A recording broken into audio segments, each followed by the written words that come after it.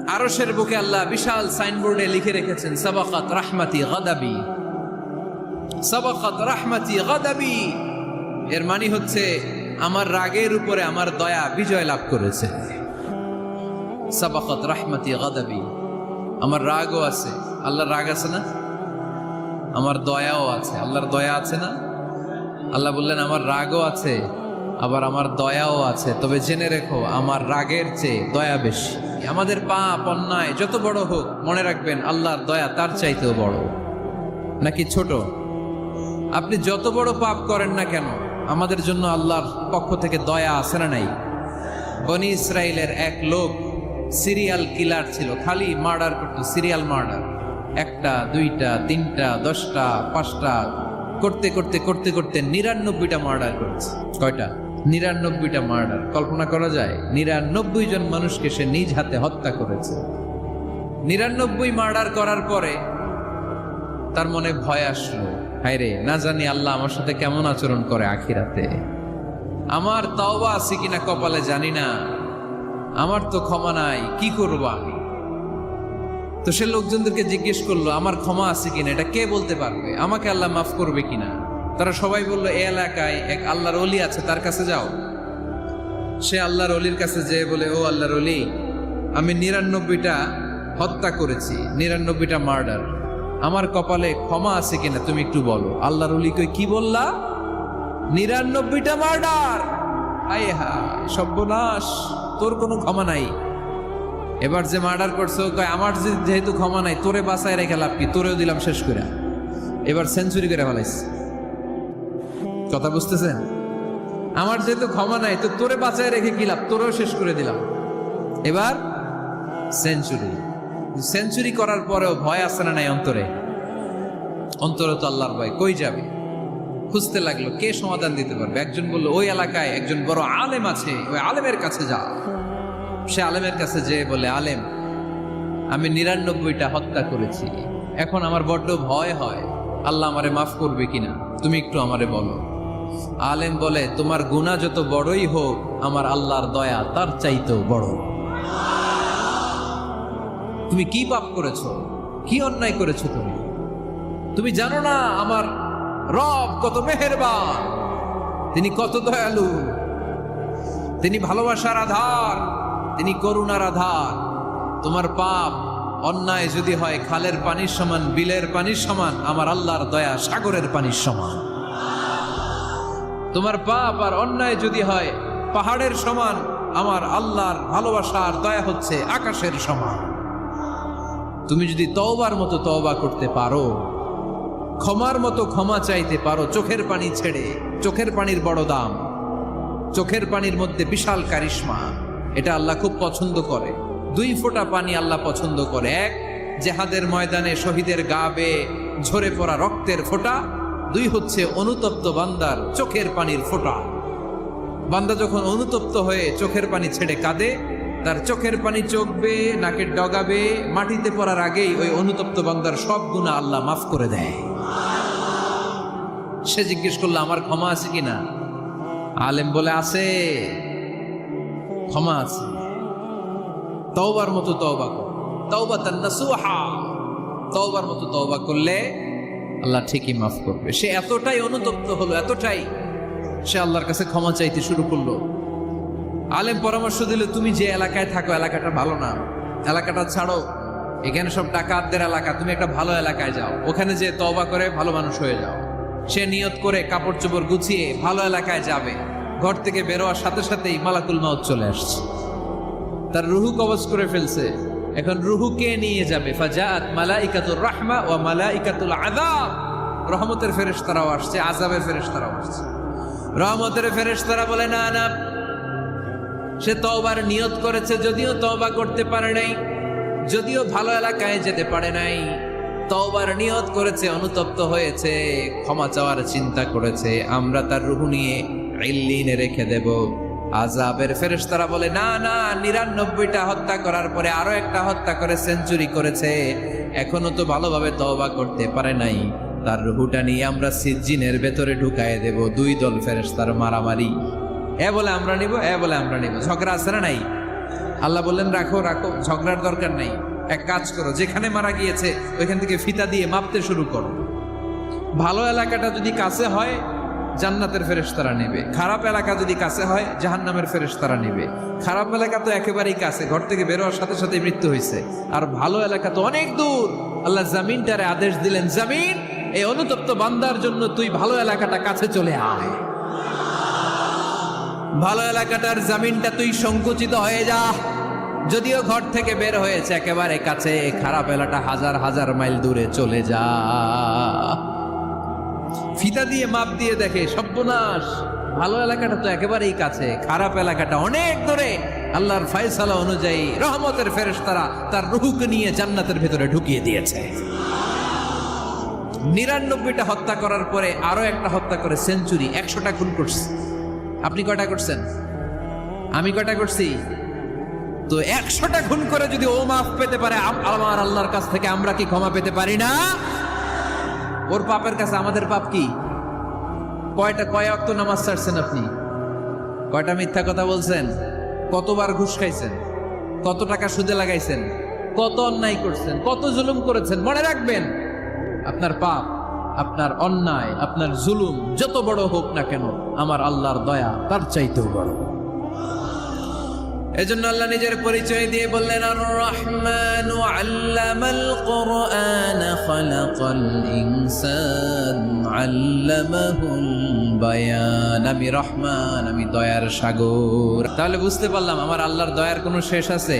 100 টুকরা করে 99 টুকরা দয়া ভালোবাসা আল্লাহ তাআলা নিজের কাছে রেখে দিলেন, আর 1 টুকরা দয়া আর ভালোবাসা আল্লাহ তাআলা গোটা বিশ্বের সবার মাঝে ভাগ করে দিলেন।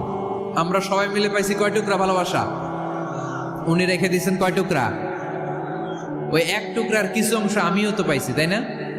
আপনি পেয়েছেন, আমরা সবাই পেয়েছি, গোটা বিশ্বের সবাই, আদম আলাইহিস সালাম থেকে শুরু করে কিয়ামত পর্যন্ত যারা আসবে, এসেছিল এবং এখন আছে, সবাই মিলে কয় টুকরা? ওনার কাছে কয় টুকরা? কিন্তু এই 1 টুকরা যে আমরা সবাই ভাগে যোগে পাইলাম, আমাদের ভালোবাসার নমুনা দেখছেন? একজন আর একজনের ভালোবেসে বলে আত্মহত্যা করে ফেলে, আছে না নাই? আছে না? আহা, সালমান শাহ মারা গেছে, এই দেশের কয়েকটা মেয়ে গলায় রশি দিয়ে আত্মহত্যা করছে, শুনছেন? আহা, অমুক সেলিব্রিটির কি হয়েছে, ছাদ থেকে লাফ দিয়ে পরে মাথা ফাটায় ফেলছে। ভালোবাসা আছে না নাই? যারে ভালোবাসে তার নাম আবার ছেলেরা হাতের মধ্যে কেটে কেটে লেখে, প্লাস দিয়ে লেখে, প্লাস। ধরেন আব্দুল্লাহ প্লাস শামিমা, তো এ প্লাস এস, রক্ত দিয়ে লেখে, রক্ত। আমি অবাক হই, নিডেল, সুই দিয়ে কেটে কেটে লেখে আব্দুল্লাহর এ প্লাস শামিমার এস। কি ভালোবাসা! 1 ভাগ ভালোবাসার ছিটে ফোটা সবাই মিলে পাইছে। এইটা ঠেলা যদি এরকম হয়, তাহলে যিনি 99 ভাগ ভালোবাসা রেখে দিয়েছে তার ভালোবাসা বেশি না কম? দেখেন, ছোট্ট বাচ্চাটা রাতে খেতে চায় না, মা যদি বলে খাও, বলে না, খাবো না। আব্বু অফিস থেকে আসুক, আব্বুর কোলে বসে বসে আব্বু আর আমি একসাথে খাবো। এই ছোট্ট বাচ্চাটা কিছু বোঝে না, কিন্তু তারপরও তার বাবার জন্য ভালোবাসা তার হৃদয়ে ঢুকাই দিছে কে? আপনাদের এলাকায় মুরগি পালেন না আপনারা?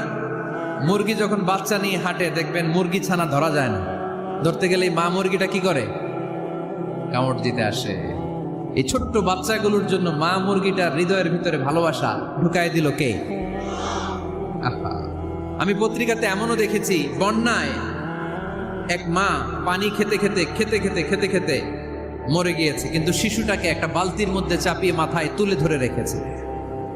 মা পানি খেতে খেতে নিজের জীবনকে বিলিয়ে দিয়েছে, কিন্তু বাচ্চাটা মরে নাই। বাচ্চার জন্য কি ভালোবাসা! এই ছোট্ট বাচ্চার জন্য মায়ের হৃদয়ে জান স্যাক্রিফাইসের মতো এই ভালোবাসা ঢুকাই দিল কে? আমাদের প্রতিদিনই ভালোবাসা, সকালে ভালোবাসা, বিকালে ভালোবাসা, সন্ধ্যায় ভালোবাসা, শীতকালে ভালোবাসা, গ্রীষ্মকালে ভালোবাসা। আমাদের ইসলামে শুধু ভালোবাসাবাসী, ঠিক কিনা? এই জন্য আলাদা করে আমাদের কোনো দিন লাগে না, বিশ্ব ভালোবাসা দিবস দরকার হয় না। যারা মাকে দেখতে পারে না, বাবারে দেখতে পারে না, এরা একদিনের জন্য মা বাবাকে উইশ করতে যায়, আর নাম দিছে বিশ্ব মা দিবস, বিশ্ব বাবা দিবস। কিছুদিন আগে দেখলাম বিশ্ব ডিম দিবস। কি দিবস? আমি কি মিথ্যা বললাম? ছিল একটা বিশ্ব ডিম দিবস। কিছুদিন পরে বানাবে বিশ্ব বাঁশ দিবস। যে যারে বাস দিতে পারে। এরপর একটা বানাইছে শুনলাম বিশ্ব চিন্তা দিবস। তো এটা কি দিবস? কয় এই দিন আমরা সবাই মিলে চিন্তা করি যে আসলে আমাদের কি চিন্তা করা দরকার, আছে না নাই? তো এই যে ওরা বিশ্ব মা দিবস, international mother day, international father day, মা দিবস বাবা দিবস বছরে একবার ওল্ড হোমে রেখে আসে, বৃদ্ধাশ্রমে। যেহেতু সারা বছর বৃদ্ধাশ্রমে, বছরে একদিনও যদি মারে স্মরণ না করি কেমন হয়? তো একদিন ওই মা দিবসে মারে একটা কার্ড দিয়ে উইশ করে আসে, কিছু টাকা দিয়ে আসে। ওদের তো মা বাবার প্রতি দয়া নাই, শ্রদ্ধা নাই, ভালোবাসা নাই, এজন্য ঘটা করে ওদের দিবস পালন করা লাগে। আমাদের 24 ঘন্টা 365 দিনই ভালোবাসা, তাই এই দিবস ফিবসের আমাদের দরকার নাই। চিল্লায় বলেন ঠিক কিনা? জন্মের পর থেকেই তো আমাদের ভালোবাসা, মৃত্যু পর্যন্ত ভালোবাসা, আমৃত্যু ভালোবাসা। এই জন্য বিশ্ব ভালোবাসা দিবস, এটা ইসলাম কখনো সাপোর্ট করে না। ভালোবাসার কেন্দ্রবিন্দু একজন, চিল্লায় বলতে হবে তিনি কে? দেখেন, এক টুকরা ঠেলায় বিশ্ব ভালোবাসা দিবস আমরা পালন করি। ভালোবাসার গান, ভালোবাসার নাটক, ভালোবাসার ফিল্ম, ভালোবাসার কবিতা, অভাব নাই। কত ভালোবাসার স্টোরি আপনারা জানেন, এত ভালোবাসা। কিন্তু সবাই মিলে ভালোবাসার এক অংশ আমরা ভাগে যোগে পেয়েছি। এক অংশের নমুনা যদি এমন হয়, 99 টুকরা ভালোবাসা যিনি রেখে দিয়েছেন নিজের মধ্যে, তার ভালোবাসা বেশি না কম? এজন্য আমরা আল্লাহর ভালোবাসার ভিখারি, আমরা আল্লাহ তাআলার রহমতের ভিখারি। আল্লাহর রহমত ছাড়া কেউ কোনোদিন জান্নাতে যেতে পারবে? কোনোদিন নিজের আমল নিয়ে বড়াই করবেন না। আপনার কি ভাবেন যে আপনার আমল দিয়ে আপনি জান্নাতে যাবেন? আল্লাহর হাবিব বললেন, আল্লাহর রহমত ছাড়া, ভালোবাসা ছাড়া কেউ কোনোদিন জান্নাতে ঢুকতে পারবে? আম্মা জান আয়েশা বললেন, ইয়া রাসূলুল্লাহ, আপনিও না? আল্লাহর হাবিব বললেন, না, আমিও না, তবে আল্লাহর রহমত আর দয়া সেদিন আমাকে ঘিরে রাখবে।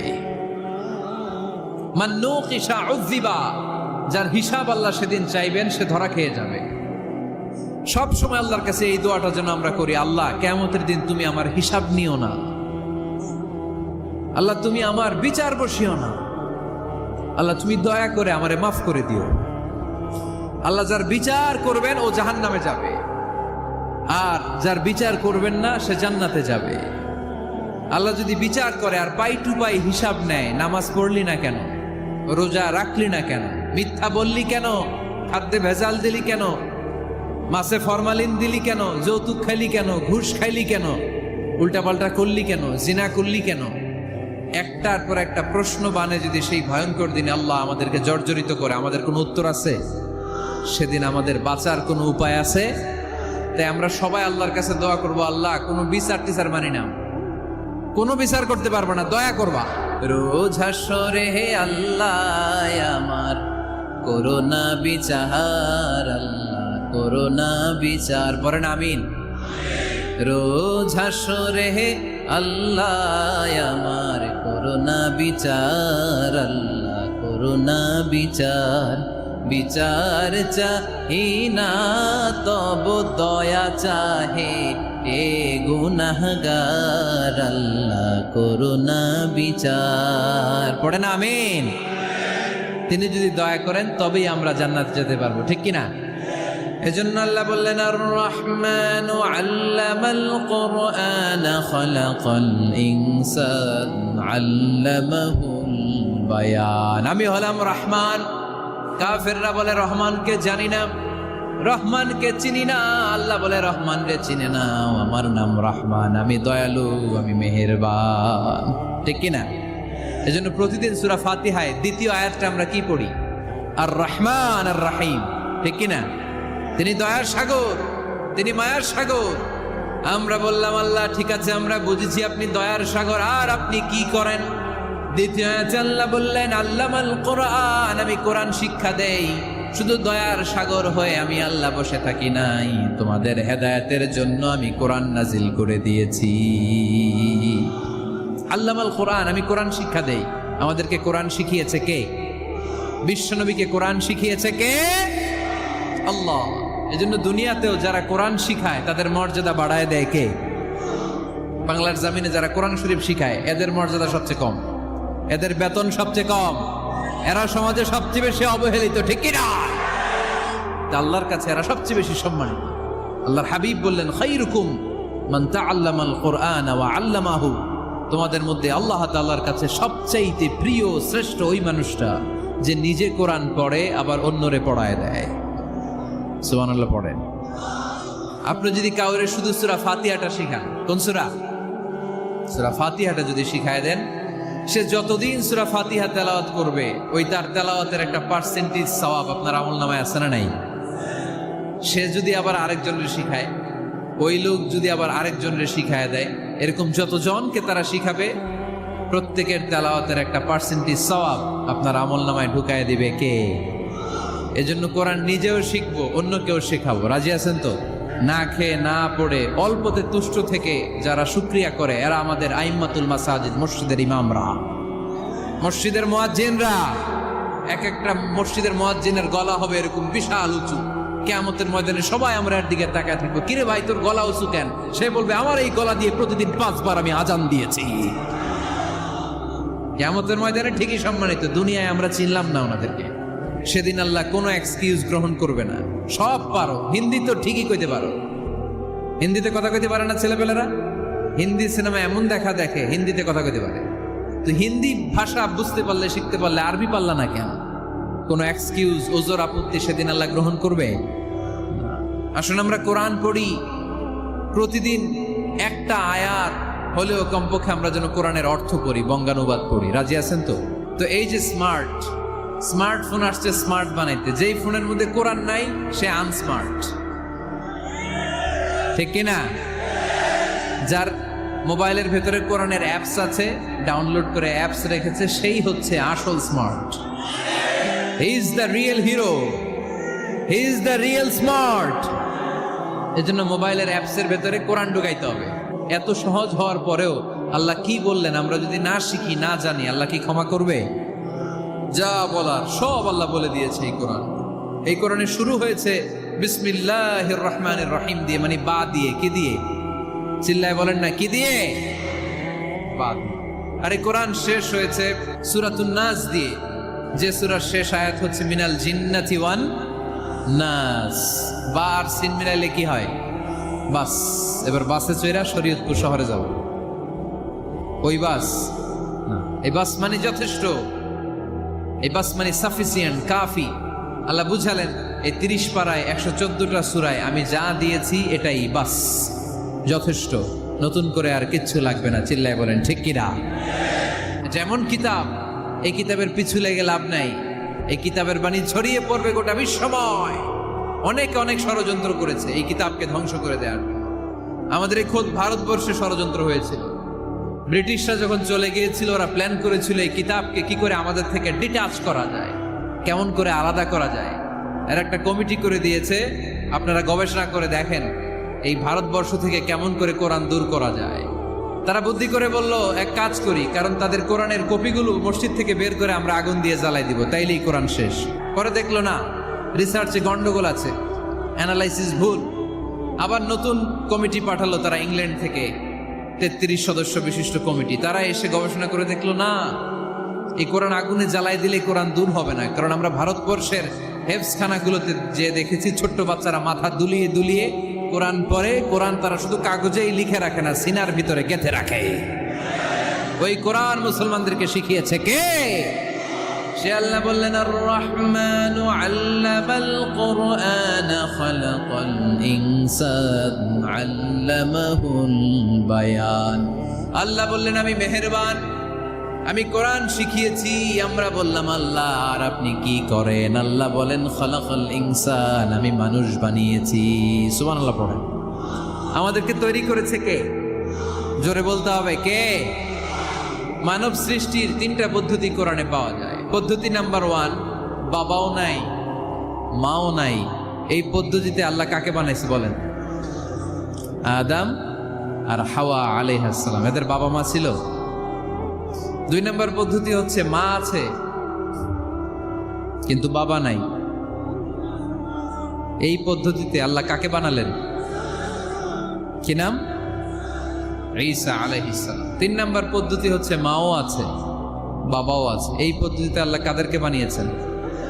আমাদেরকে বানিয়েছেন। তাহলে পদ্ধতি কয়টা? 3টা। আদম আলাইহিস সালামকে বানানোর পদ্ধতিও 3টা।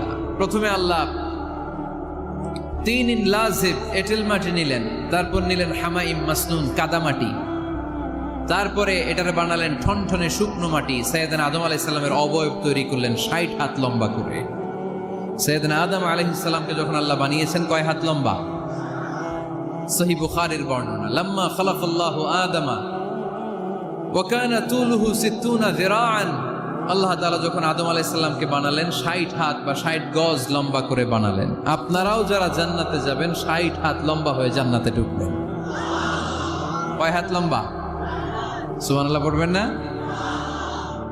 আদম আলাইহিস সালামকে বানালেন। আবার মায়ের পেটে যে আমরা বড় হলাম, এখানেও আমাদের 3টা ক্যাটাগরি, 3টা ধাপে তিনি আমাদেরকে বানালেন।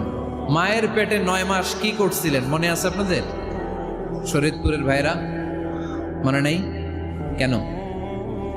হ্যাঁ, আমাদের কারোরই মনে নাই, ঠিক কিনা?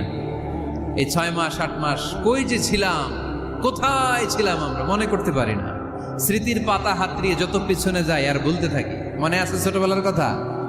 মনে নাই। আমরা সবাই কিন্তু এত বড় ছিলাম না ভাই, ছোট্ট ছিলাম, ছোট্ট। মায়ের জরায়ুর দেয়ালের মধ্যে লেপ্টে ছিলাম। নুতফা, আলাকা, মুদগা, sperm drop, blood clot and the little flesh. ছোট্ট নাপাক পানি ছিলাম। ওইটারে আল্লাহ বড় করতে আরম্ভ করলেন। বড় করতে করতে রক্তপিণ্ড বানালেন। রক্তপিণ্ড থেকে আল্লাহ গোশতপিণ্ড বানালেন। আমরা প্রত্যেকে এরকম একটা গোশতের টুকরা ছিলাম। এটার ভিতরে আল্লাহ কঙ্কাল ঢুকালেন, আমার স্কেলিটন, আমার কঙ্কালটা, আমার অবয়বটা ঢুকালেন। তারপরে আবার গোশত দিয়ে প্যাকেট করলেন, তার উপরে আবার চামড়ার প্যাকেট পড়ায় দিলেন। পড়েন সুবহানাল্লাহ। এরপরে 9 মাস পরে এই পৃথিবীর বুকে স্মুথলি আমাকে আসার সুযোগ দিলেন কে?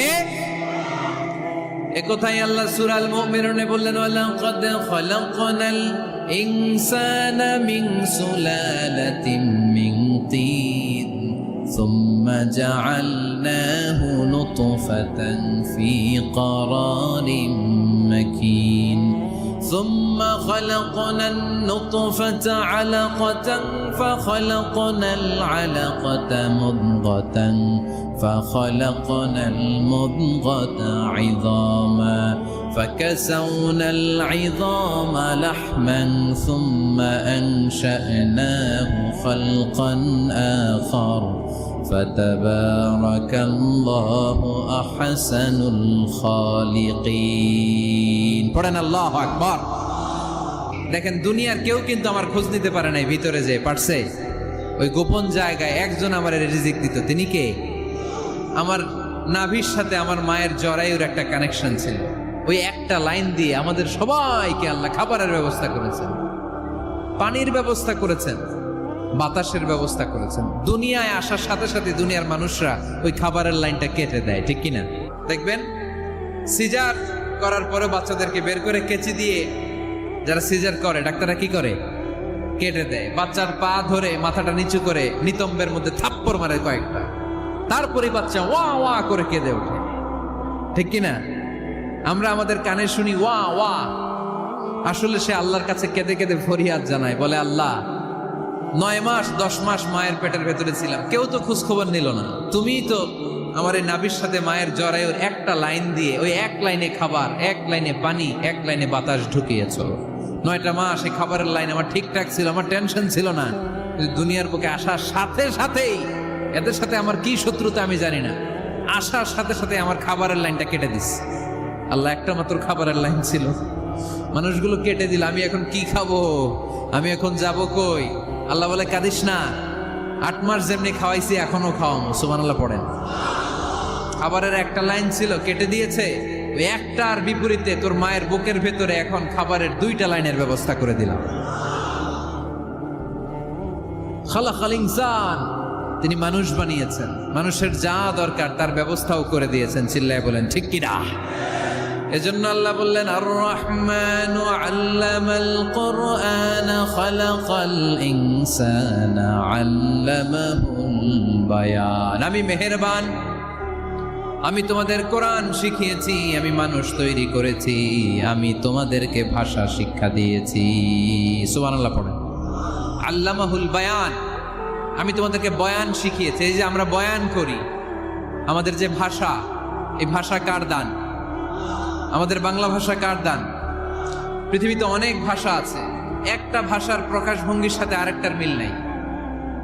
একটার প্রকাশভঙ্গির সাথে আরেকটার মিল নাই। চাইনিজরা চাইনিজ ভাষায় কথা বললে ইংরেজরা কিচ্ছু বুঝে না, ইংরেজরা বললে আরবরা বুঝে না, আরবরা বললে মালায়রা বুঝে না, মালায়রা বললে আফ্রিকানরা বুঝে না। সুবহানাল্লাহ পড়েন। আমি অনেক দিন দেশের বাইরে থাকি, 10 বছরেরও বেশি আমি পড়াশোনা করি, এখনো পিএইচডি করি। তো মিশরে যখন আমি পড়াশোনা করতাম তখন দেখতাম এক এক ভাষায় এক একজন কথা বলে। আমরা বাঙালিরা যদি কোনো কথা বলে হাসাহাসি করে হেসে হেসে আমরা কুটি কুটি হয়ে যাচ্ছি, মরে যাচ্ছি, কিন্তু ওরা হাসে না, বিদেশিরা, ওরা বুঝে নাই তো।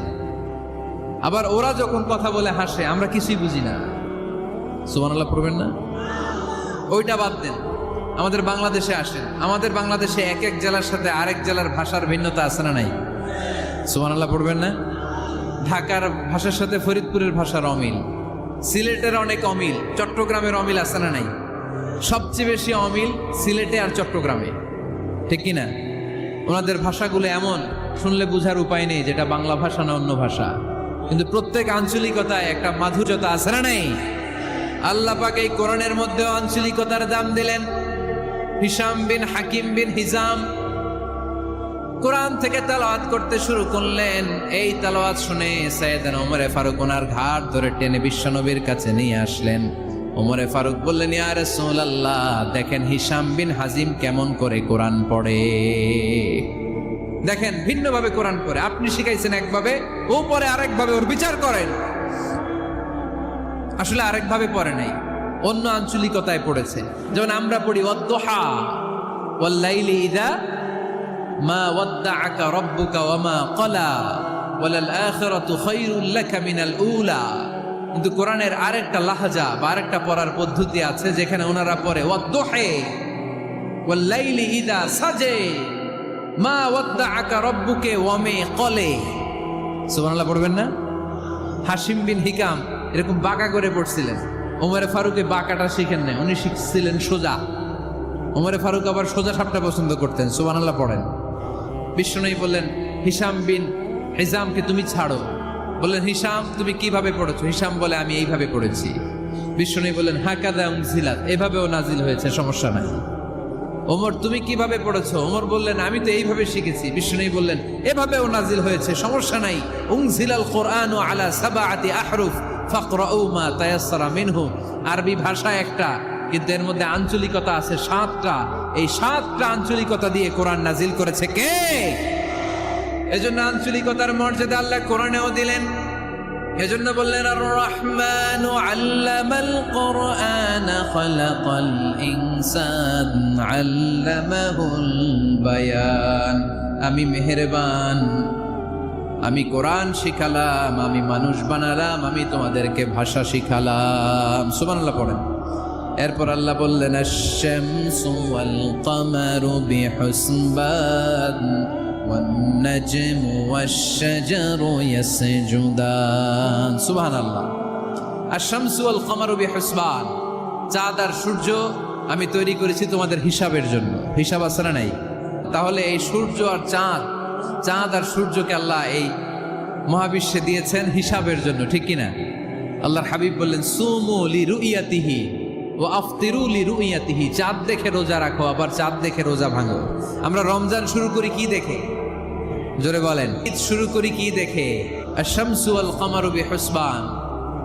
সূর্য চন্দ্রের গায়ে লাগে না, চন্দ্র সূর্যের গায়ে লাগে না। কোনোদিন কি দেখেছেন সূর্য আর চন্দ্র ধাক্কা লাগছে? দিনের ভেতরে রাত ঢুকে গেছে, রাতের ভিতরে দিন ঢুকে গেছে, এরকম কি কখনো হয়েছে?